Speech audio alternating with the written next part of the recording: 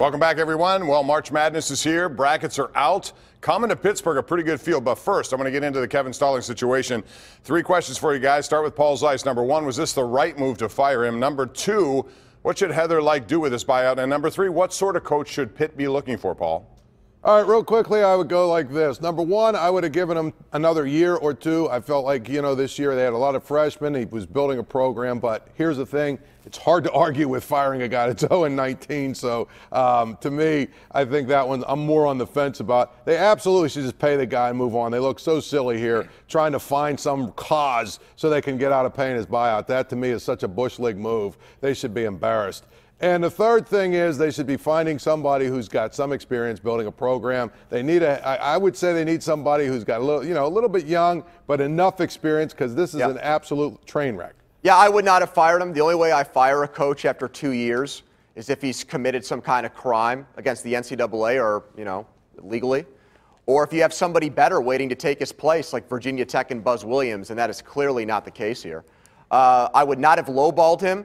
I mean, we're living in a world where you've got the FBI breathing down the necks of coaches, guys getting fired, getting arrested, and they're going to fire a guy because he, screamed at a fan? It wasn't even swear. He didn't swear, and it wasn't even your fan.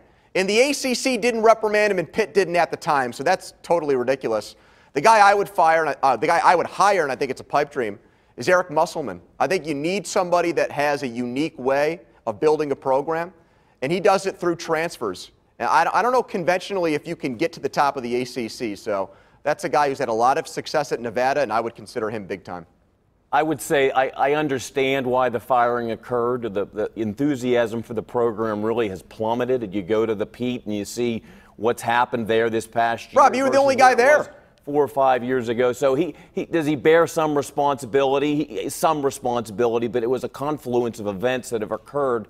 But I think the most important issue is what happens now. They made the decision. What do they do now? I agree with Paul. From Pitt's standpoint, they should aspire to be the employer of choice. And you cannot be the employer of choice if people perceive them, whether it's basketball coaches, whether it's future coaches in other sports, if they think that they're trying to get over on paying him part of his contract. Yeah. So I would strongly tell them to get on with it. They can't let this thing drag out. They can't let it drag out for a month or 2 months or 3 months. They've got to resolve it. And then as far as going forward, I would like to see them bring in a younger person that whose best days are ahead of them, and somebody that is looking to make their mark and not just prove that they're still relevant. Somebody that can come in and sell the program to the Pitt community, sell the program to the players, and sell their program, more importantly, to the recruits out there. And they need to bring talented people into the program. That's been the biggest problem over the last few years. All right, NCAA tournament coming here to Pittsburgh, and this is a great field, better than I think anyone out there. You look at the talent, you look at the teams, Villanova, Duke, you have Sexton, you also have Trae Young. So, Andrew, really, Oklahoma makes it 18 wins. They fell apart at the end of the year, and Trae Young had a lot to do with it, with his gunner mentality. How does Oklahoma get in? Do you have a problem with that? I've got a problem with them getting in over teams like Middle Tennessee State, who went on the road and won 12 games. Yeah, I do. But we know why he got in. I mean, when you've got a situation where it's close, TBS, Turner Broadcasting, and CBS paid $8.8 billion for this tournament. So here is somebody that is going to put fannies in the seats in Pittsburgh and is also going to bring eyeballs. And whether they want to admit it or not, they're not transparent about it.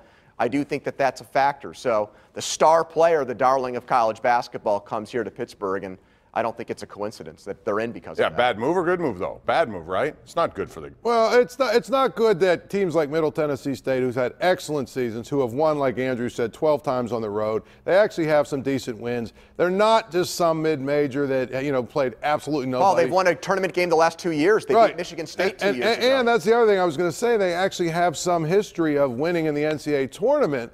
To me, that's the one kind of team. That's the one team I would say that got left out. I mean, to me, Syracuse, Oklahoma State, Oklahoma, USC, they're all the same to me. None of those teams should be in, but you got to put some of them in because now you have 68 spots. I just wish now with 68 spots, a team like Middle Tennessee State would get a little bit more consideration. Rob, what do you say? You like Oklahoma? I mean, as a fan, you like it, right? As a fan, you like it. Do I think that they merited being awarded as part of the tournament? No. I think they really struggled down the stretch. But they're a team that people will want to watch, and so I don't think they're a good choice. But they will there'll be eyeballs on them as they come to Pittsburgh. You should be our ACC correspondent, Rob. I know you go to all of them. So yeah, I'll work on that for you. Yeah, you could call it in for you. Also, Syracuse. I bring this up because Andrew's on the show. You went to Syracuse. I was surprised they got in. I also was surprised that West Virginia got a 5th seed. Yeah. I thought they deserved better than that. Your thoughts? Well, the West Virginia thing is this. Texas Tech gets a 3 seed, and West Virginia beat them at the end of the year, then beat them on a neutral court in Kansas City, and West Virginia beat Virginia in the out-of-conference. So I don't know how Texas Tech is a 3, West Virginia is a 5. It seems to me Huggins and Calipari are 2 guys every year that get underseeded in the tournament, and it almost makes you feel like the NCAA doesn't want to see those guys thrive. So I think they got a terrible draw. I think Murray State will beat them.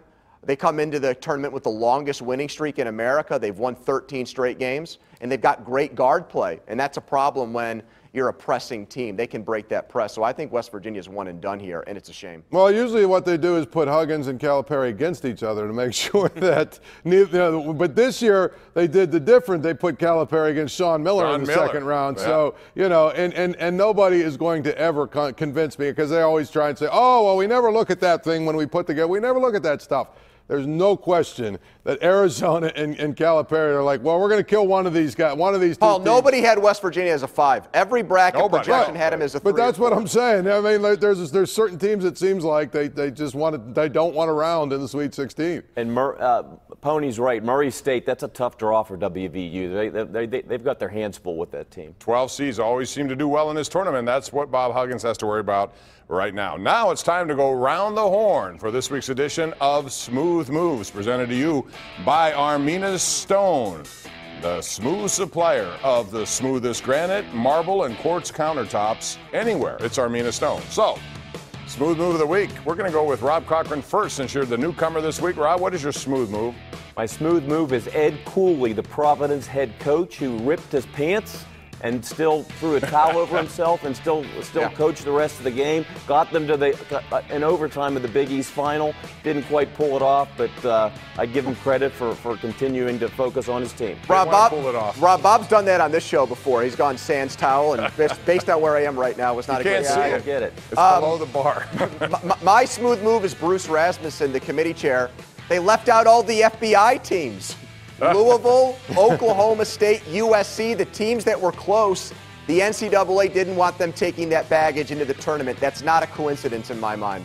Well, and it's an obvious one, but how can it not be Tiger Woods? I mean, come on. The guy has, been on, basically, he's been on his deathbed. His career has been on its deathbed for 5 years, and all of a sudden to this weekend, he just thrills crowds. He's got huge ratings. I'm not saying he's back, but nobody will convince me that Tiger Woods being good isn't great for golf. No, he doesn't just move the meter. He is the meter, and that's what he does. He brings people to watch. He's the cash register. Yes, that's what he is. All right, that's the Smooth Moves of the Week, brought to you by Armina Stone. It is the place you want to go for the smoothest granite, marble, whatever countertop you need. Check them out at Armina Stone. We'll be back with NFL talk as free agency hits. That's next.